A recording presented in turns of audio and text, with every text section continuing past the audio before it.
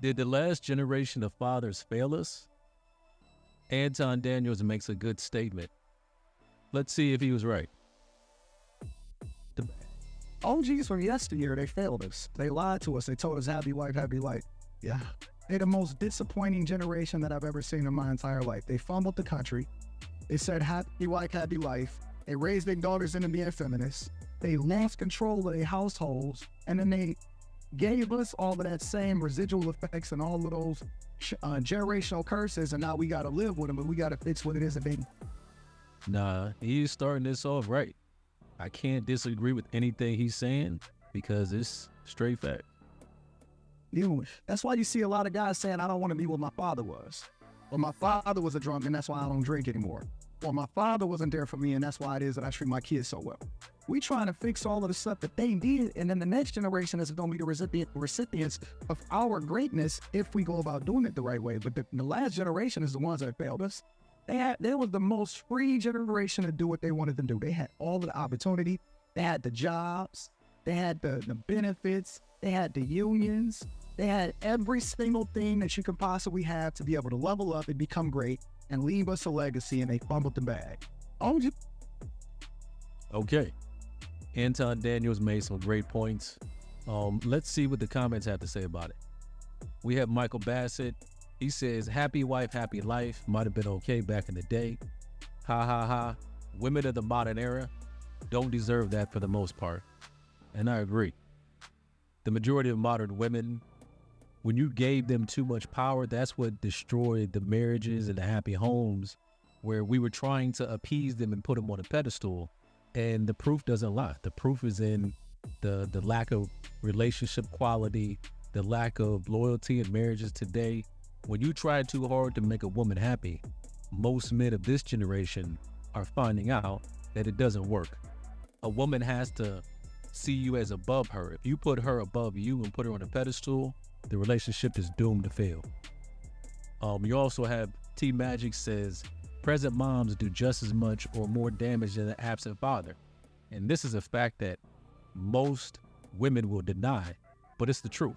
They'll lie about it. But when they say, where are the fathers at, it doesn't matter. Because if you're there in the child's life, 80 to 85% of the time, maybe the father sees them once every other weekend, 2 or 3 times a month, then that means that whoever is present bears the brunt of the onus of the responsibility of how that child turns out. And then also I like to shout out Dirty Folks. I know that he's another channel, Dirty Folks, and he's been pushing this same statement for over a decade, but definitely for the past few years that I've been knowing him. And shout out to him for keeping this message going. And I know he knows Anton Daniels. I don't know if that's where Anton got it from, but it's good that a lot of men in this space were realizing the mistakes of the past generation, or the boomers, as they say. And we're pushing this message forward so that we can learn and grow from that, and we don't make that same mistake of over-empowering the next generation of women and under-empowering the next generation of men, so we don't have this same chaos that we see in the dating world today. Also, somebody else makes a good point. The William Mammoth says, I feel what he's saying. It's crazy because I even quoted happy wife, happy life, and it turned out bad because I could never make her happy. All because I thought like the older generation. And so many men, I hear this from so many men, they have made that mistake, trying to live off that same mantra that is outdated, and the proof is in the pudding. It doesn't work. There's a 70 to 90% divorce rate because you're trying to make these women happy, and they don't want that. They want a man that's dominant, that's assertive, and tells them no, and sets boundaries. And I'm not making this up. These are things that if you go onto any social media platform or any podcast, you'll hear the majority of them say that. Also, what is this? T Savage says, out of all the languages to speak, bro chose to speak facts. Thank you for that. Doc Run says, man, he is spitting. A lot of them did fumble the bag on numerous occasions. The Real Dame says, man, listen, I've been saying that forever. The late 50s, early 60s generation, men talk all that mess and the women ran them and took their money clean and dirty. And that's true. You know, women make this thing like, oh yeah, all men cheat and all this other.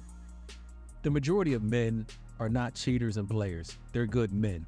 But like this, the real Dame said, this commenter said, whether you were a good man or a bad man, they still took advantage of you, destroyed your home, divorced you, destroyed you in divorce court, made you start over, and then went with another guy. They all got on the same playbook, because a lot of men, we don't realize, actually, a lot of new men don't realize from the new generation that women are hive-minded.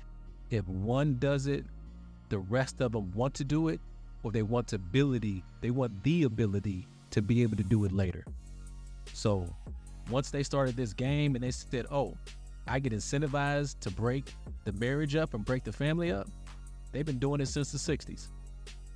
Smooth Swanson says 100% facts, too busy being selfish, and was so unconscious that the boomer generation didn't realize the effect that it would have on the youth. I'm sure that a lot of them regret that now, but we can live in the past. It's time to rewrite the book and change the narrative. Demon Box says straight up facts. This current nightmare started with the baby boomers. And this is refreshing to see that, we're realizing the past mistakes of the last generation of baby boomers. And, we're not going to continue it. We're not going to allow it to flourish and destroy any more homes. And men, we are adapting and moving accordingly.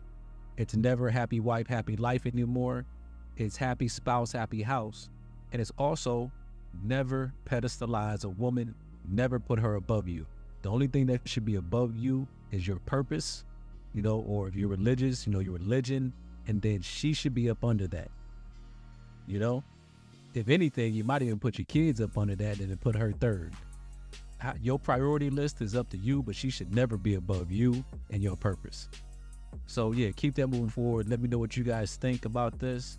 This is just something that was on my mind tonight. I wanted to share with you guys. I appreciate you for listening. Thank you for taking the time out to come here for this stream. I'll see you guys on the next one.